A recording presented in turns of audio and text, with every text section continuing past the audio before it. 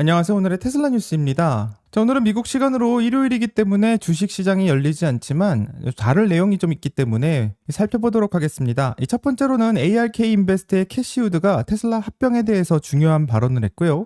지금 당장 합병은 안 된다라고 말하고 있는데 단순한 합병 반대가 아닌 테슬라 주주 입장에서 좀 다르게 읽어봐야 될 내용이기 때문에 살펴보도록 하겠습니다. 자, 두 번째로는 테슬라 사이버캡이 공식 운영 매뉴얼을 공개했고요. 응급 구조 대용 문서라고 하는데 지금까지 추측으로만 있었던 것들이 공식 확정된 내용이기 때문에 한번 살펴보겠습니다. 자, 마지막 세 번째는 이번 주 시장에 도움이 될 만한 몇 가지 이벤트가 몰려 있는데 다가오는 주에는 어떤 이벤트가 있는지 미리 한번 파악을 해보고 준비하는 시간을 가져보도록 하겠습니다. 자, 그럼 끝까지 함께 해주시길 바라고요. 출발할게요.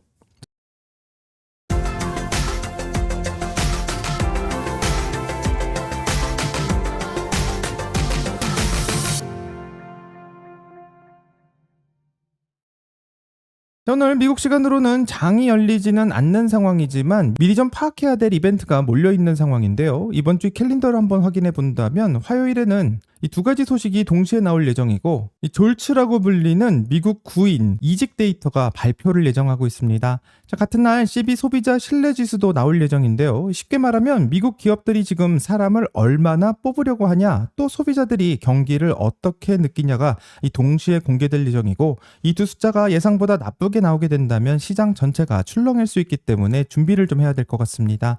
자, 수요일은 ISM 공급관리협회의 이 PMI 구매관리자 지수가 나올 예정이고요. 이 목요일은 이번 주 사실상 최대 이벤트가 예정되어 있는데 바로 6월 고용보고서가 발표를 예고하고 있습니다. 자, 미국 연준이 금리를 결정할 때 가장 중요하게 보는 데이터 중 하나라고 알려져 있는데 이 고용이 예상보다 강하게 나오게 된다면 금리 인하의 기대가 후퇴할 수밖에 없고요. 이 테슬라를 포함한 성장주 전체에는 영향을 미칠 예정이기 때문에 이날의 발표가 매우 중요할 것 같습니다. 자, 그리고 미국 시간으로 금요일 7월 4일은 독립기념일이기 때문에 이 주식시장이 하루 쉴 예정인데 이 실제 거래일은 4일뿐이기 때문에 목요일 고용보고서 발표 후 바로 다음 날 장이 없다라는 것은 이 데이터에 대한 시장의 소화가 다음 주로 넘어갈 수밖에 없다는 뜻이고 이 변동성 역시 매우 커질 수 있는 구조를 내포하고 있습니다. 자, 테슬라 관련 짧은 뉴스부터 한번 챙겨본다면 미국 시간으로 지난 금요일 미국 도로교통안전국은 테슬라 조사 하나를 공식 종결했다는 소식이 나오고 있습니다. 바로 2023년형 모델3와 모델 Y 무려 37만 6,241대를 대상으로 하고 있는 파워 스티어링에 대한 조사인데요. 일부 오너들은 이 핸들이 갑자기 무거워지거나 관련돼서 경고가 뜨는 현상을 신고했고 2023년에 시작된 조사가 이번에 최종 종결을 발표하고 있습니다. 이 관련된 원인은 ECU 내부에 과전압이 있었다고 하고 테슬라가 2023년 10월 OTA 소프트웨어 업데이트로 수정을 했는데 이후 민원이 대폭 감소했으며 이로 인해서 니자가 공식적으로 종결 결정을 내리고 있습니다. 자, 니자는 최근 몇 달 사이 테슬라 관련 조사를 3건 연속으로 종결하고 있는데 이 니자가 조사를 한다고 하면 굉장히 큰 우려를 만들 수밖에 없는 상황이었지만 조금 시간이 지나면 큰 문제가 아닌 것으로 계속해서 밝혀지고 있는 상황입니다. 자, 그런데 오늘 영상에서 드리고 싶은 진짜 이야기는 좀 따로 있는데요. 자, ARK 인베스트 캐시우드는 최근 인터뷰를 통해서 일론 머스크가 테슬라와 스페이스X를 하나로 합칠 것 같냐라는 질문을 받았고 캐시우드는 이에 대해서 자신의 생각을 말했는데요. 그럼 지금부터 어떤 이야기를 하는지 같이 한번 살펴보겠습니다. 자랑스러운 테슬라 주주로서 앨런 머스크의 XAI, 스페이스X 결합에 대해 어떻게 생각하시는지 궁금합니다. 그가 그것들을 테슬라와 합칠 것이라고 보시나요? 그가 추진하는 모든 일들을 어떻게 바라보고 계신가요? 제 생각엔 결국 그렇게 할 수도 있다고 봅니다. 그리고 그는 이미 시작했죠. 저희는 오랫동안 융합 컨버전스라는 단어를 사용해왔는데 저희의 빅 아이디어 2026 보고서를 살짝 홍보하자면 저희 수석 미래학자인 브렛 윈턴이 작성한 대가속 The Great Acceleration이라는 섹션을 보실 수 있을 겁니다. 거기에 이 기술들이 어떻게 서로 융합되는지 보여주는 구체를 확인하실 수 있을 거예요. 지난 6주 정도 사이에 앨론이 내 회사들은 결국 하나의 융합된 이야기라고 말한 적이 있는데 그가 이 단어를 사용했다는 점이 흥미로웠습니다. 그래서 스페이스X와 XAI의 결합은 전혀 놀랍지 않았죠. 제 생각에 그는 테슬라를 당분간 독자적으로 운영할 것 같습니다. 로보택시 혁명이 이제 막 시작되었기 때문이죠. 그는 투자자들에게 테슬라의 가치가 명확히 전달되길 원하며 실제로 그렇게 될 것이라고 생각합니다. 지금 진행 중인 이 중요한 흐름을 혼란스럽게 만들면서까지 다른 무언가와 합치고 싶어 하진 않을 겁니다.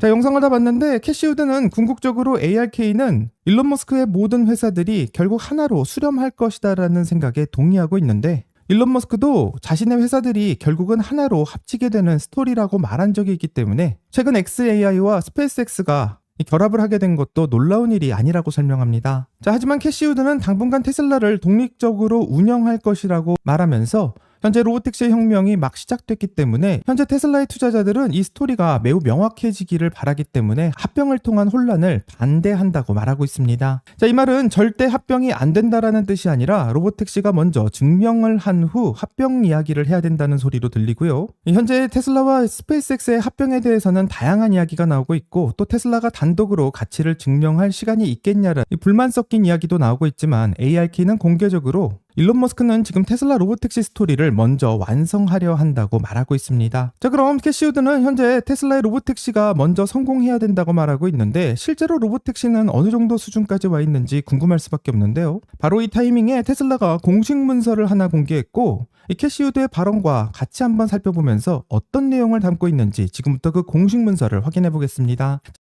자, 테슬라가 공개한 문서를 보게 되면 사이버캡 로보택시에 대한 응급 구조 대응 매뉴얼을 확인할 수 있는데 바로 소방관과 경찰, 응급구조대가 사이버캡이 사고가 났을 때 현장에서 어떻게 대응해야 되는지를 안내하고 있는 공식 운영 문서라고 할 수 있습니다. 자, 이 문서 안에서는 테슬라가 스스로 공식적으로 확인해준 사실들이 있는데요. 첫 번째로는 레벨 4 자율주행을 확인할 수 있습니다. 공식 문서를 보게 된다면 이 자율주행 모드에서 인간 운전자의 어떠한 입력도 없이 이 전체 운전 과제를 수행할 수 있도록 설계되어 있다는 것을 강조하고 있고 이 레벨 2는 운전자가 항상 주의를 기울여야 되고 이 사고가 날 경우 운전자의 책임이지만 이 레벨 4의 경우에는 이 정해진 운전 구역 내에서 어떤 상황에서도 인간의 개입이 필요 없음을 말하고 있고 사고가 발생했을 시 테슬라가 전폭으로 책임을 지게 됩니다. 자, 테슬라가 이렇게 공식 문서에 명시하고 있다는 것은 이 법적 책임의 수용을 테슬라로 말하고 있다는 것이고요. 이 차가 자율주행 중 발생하는 상황에 대해서는 테슬라가 책임진다라는 공식 선언이라고 확인할 수 있습니다. 자, 두 번째로는 핸들이 없다라는 것이 다시 한번 확인되고 있는데 이 공식 매뉴얼을 보게 된다면 가속 페달이나 브레이크 페달도 없고요. 이 내부에는 단 2개의 자석과 이 대형 스크린이 전부인 상황입니다.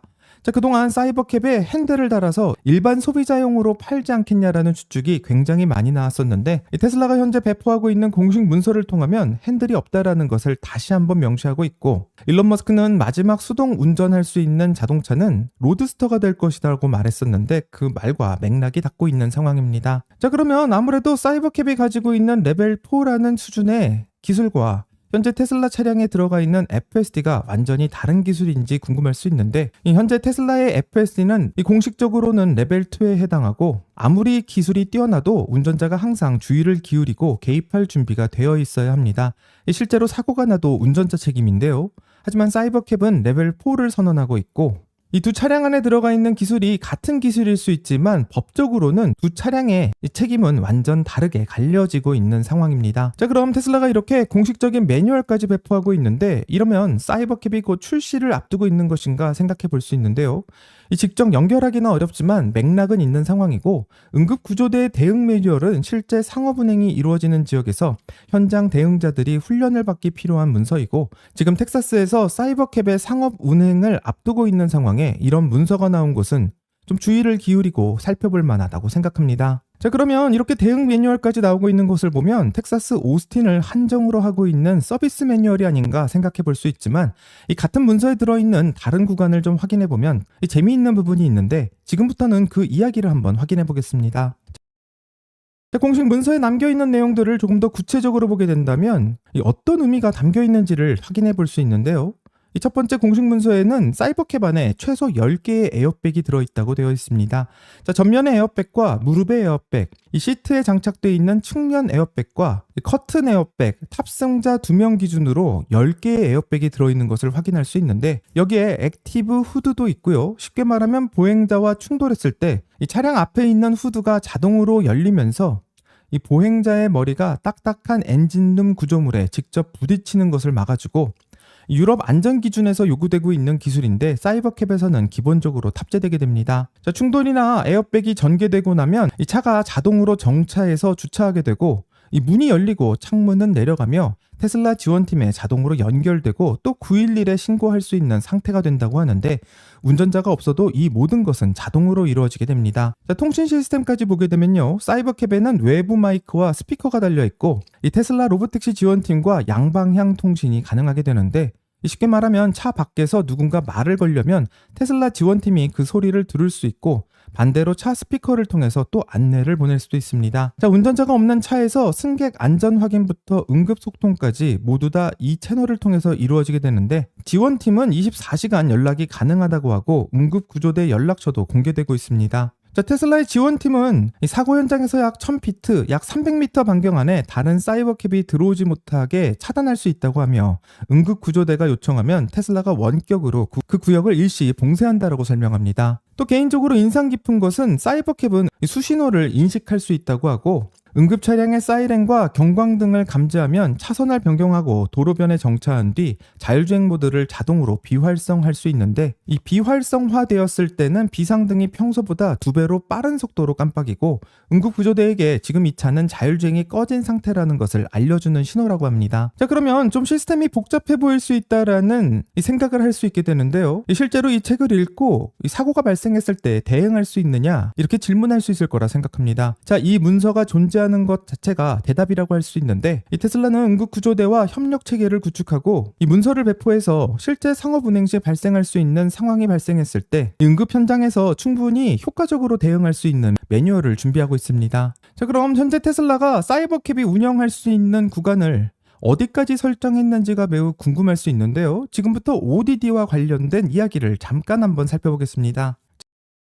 자, 오퍼레이션 디자인 도메인이라고 하는 ODD라는 단어가 이 매뉴얼 안에 들어있는 것을 볼 수 있는데, 한마디로 운행 설계 영역이라는 이 단어로 표현할 수 있습니다. 자, 쉽게 말하면 이 자율주행 시스템이 정상적으로 작동할 수 있도록 설계된 환경의 범위라고 말할 수 있는데, 이 다른 자율주행 회사들은 이 ODD의 범위를 굉장히 좁게 설정하고 있는데, 이 특정 도시와 특정 구역, 또 날씨 좋은 날, 또 야간은 제외하는 이런 것을 이 특정 컨디션 안에서만 안전하게 운행할 수 있도록 제한하고 있습니다. 자, 그렇다면 사이버캡에서는 현재 ODD를 어떻게 설정하고 있는지가 궁금한데, 공식 문서를 확인해 본다면 사이버캡 로보택시의 운행 설계 영역에는 고속도로와 도시, 이 농촌도로를 포함한 모든 공공도로를 포함하고 있고, 뿐만 아니라 주차장과 충전소, 세차장 주차 건물 같은 사유도로의 서비스 시설도 포함된다라고 명시하고 있습니다.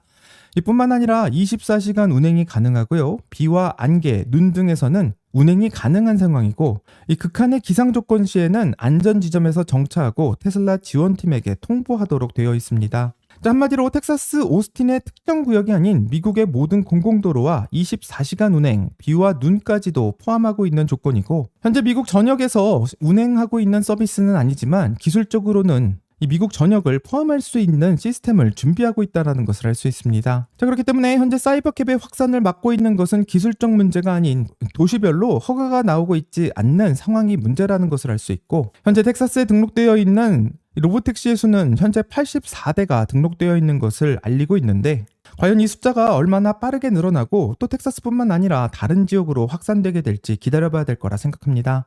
자, 캐시우드 발언으로 연결해 본다면, 캐시우드는 로보택시 스토리가 먼저 증명돼야 합병을 말할 수 있다고 말하고 있는데, 오늘 공식 문서를 보게 된다면 기술적으로 테슬라는 로보택시 관련돼서는 모든 준비가 마친 것으로 보이고, 이제는 이 허가가 얼마나 빠르게 나느냐, 이게 가장 중요한 상황이라고 말할 수 있습니다. 재미있게도 스페이스X는 미국 시간으로 7월 7일 나스닥 100 지수에 정식 편입될 것을 예고하고 있는데, 이 나스닥 100 지수는 나스닥에 상장된 비금융 기업 중 시가총액 상위 100개를 모아놓은 지수이고, 여기 연결된 자금은 약 1.4조 달러 이상이라고 하는데, 관련된 지수 구성이 바뀌게 된다면 실제로 지수를 추종하는 펀드들은 반드시 스페이스X를 사야 하고, 실제로 스페이스X가 나스닥 100으로 편입되게 될 경우 스페이스X의 예상 주가의 영향은 1.6%에서 2.2%가 영향을 받을 것으로 예고되고 있습니다. 생각보다 작다고 느낄 수 있지만 이 스페이스X 전체 시가총액에 비해 실제 거래가 가능한 주식의 비율이 굉장히 낮기 때문이고, IPO 당시 전체 주식의 5%만 공개 시장에 나와 있기 때문에 지수 편입의 가중치 자체가 크지 않은 거라고 말합니다. 현재 테슬라와 스페이스X는 완전히 별개의 회사이지만 이 두 회사가 가려는 목표가 비슷하기 때문에 앞으로 두 회사의 재무 성과가 어떻게 되는지 계속해서 눈여겨봐야 될 거라고 생각하고요. 오늘의 테슬라 뉴스에서 테슬라만 다루는 것이 아니라 스페이스X까지도 보고 있는 이유라고 생각합니다. 자, 그럼 지금 많은 구독자님들이 가장 궁금해하실 부분은 이 사이버캡의 스펙은 문서를 통해서 상당히 좋다라는 것을 알고 있지만 도대체 이 사이버캡의 확산이 언제쯤 될 것인가, 이 부분이 가장 중요할 것이라고 생각하는데, 현재 테슬라는 자율주행을 3개의 축으로 동시에 확장하고 있고, 첫 번째 축은 승용차에 달린 자율주행으로 FSD 활성 사용자는 100만 명 이상인 상황이며 매일 수백만 마일의 데이터가 쌓이고 있고, 이 데이터가 테슬라 자율주행 시스템의 전체를 계속해서 학습시키는 역할을 합니다. 자, 두 번째 축은 사이버캡의 로보택시이고요. 레벨 4를 선언하고 있고 상업 운행을 준비하고 있으며 로보택시 서비스가 현재 운행 중인 상황인데, 오늘 매뉴얼을 통해서 확실히 사이버캡의 레벨 4, 한마디로 테슬라가 모든 것을 책임진다라는 것을 확인하고 있고, 현재 테슬라의 모델 3와 모델 Y에서 모아지고 있는 FSD 데이터는 바로 이 사이버캡을 완성시킬 수 있는 데이터로서 활용되고 있습니다. 자, 마지막 세 번째 축은 세미트럭이고요. 지난주 화물트럭에 FSD 검증 장비를 달고 데이터를 수집하고 있는 것이 목격되고 있는데, 앞으로 세미트럭이 상용화돼서 자율주행으로 움직이게 된다면 이 승용차와 로보택시에서 쌓인 모든 데이터가 이 화물트럭에도 적용되게 되며, 이 세미트럭이 자율주행으로 다니게 된다면 물류의 혁명이 올 것을 예상할 수 있습니다. 자, 이 세 축이 의미하고 있는 것은 테슬라가 현재 만들고 있는 것은 단일 차종의 자율주행이 아닌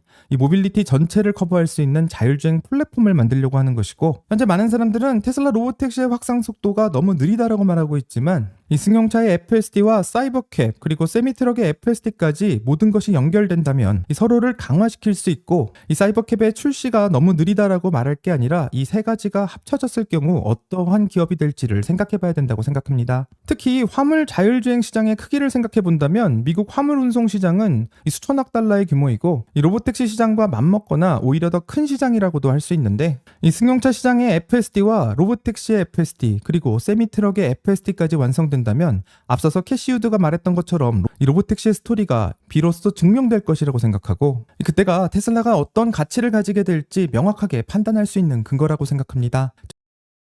자, 오늘 이야기를 정리해본다면 이 사이버캡의 공식 매뉴얼이 보여주고 있는 가장 중요한 사실은 이 기술이 아직도 개발 중인 사실이 아니라 운영을 할 준비가 이미 완료됐다라는 점을 보여주고 있다는 것이고, 이 사이버캡을 맡고 있는 것은 기술이 아닌 도시별 허가의 취득 속도라고 할 수 있는데, 유럽의 FSD 전체 허가와 더불어 미국에서는 과연 많은 주들이 FSD를 허가를 언제쯤 하게 될지 눈여겨봐야 될 거라 생각합니다. 자, 오늘의 테슬라 뉴스의 구독자님들은 실제로 사이버캡이 도로를 누비게 될 당시 이 테슬라의 주가는 어느 정도를 달성할 수 있을 거라고 생각하시는지 궁금하고요. 댓글을 남겨주신다면 같이 더 이야기를 나눠보도록 하겠습니다.